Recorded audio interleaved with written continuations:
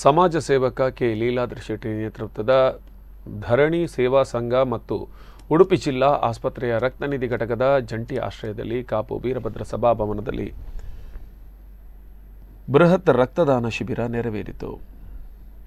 ಈ ಸಂದರ್ಭ ಕೆ ಲೀಲಾದ್ರಿ ಶೆಟ್ಟಿ ಮಾತನಾಡಿ, ಉಡುಪಿ ಜಿಲ್ಲಾ ಆಸ್ಪತ್ರೆ ಸಹಯೋಗದಲ್ಲಿ ನಿರಂತರವಾಗಿ 19 ವರ್ಷಗಳಿಂದ ನಾವು ರಕ್ತದಾನ ಶಿಬಿರವನ್ನು ಆಯೋಜಿಸುತ್ತಿದ್ದೇವೆ. ಪ್ರತಿ ಬಾರಿಯೂ ನಾವು 100 ಯೂನಿಟ್ ರಕ್ತ ಸಂಗ್ರಹಣೆ ಮಾಡುತ್ತಿದ್ದು, ಈ ಬಾರಿ 100 ಯೂನಿಟ್ ರಕ್ತ ಸಂಗ್ರಹಣೆ ಗುರಿ ಹೊಂದಿದ್ದೇವೆ ಎಂದರು. ಈ ಸಂದರ್ಭದಲ್ಲಿ ಪ್ರಭಾತ್ ಶೆಟ್ಟಿ, ಸೂರಿ ಶೆಟ್ಟಿ, ರಘುರಾಮ್ ಶೆಟ್ಟಿ, ದಿವಾಕರ್ ಶೆಟ್ಟಿ ಮತ್ತಿತರರು ಉಪಸ್ಥಿತರಿದ್ದರು.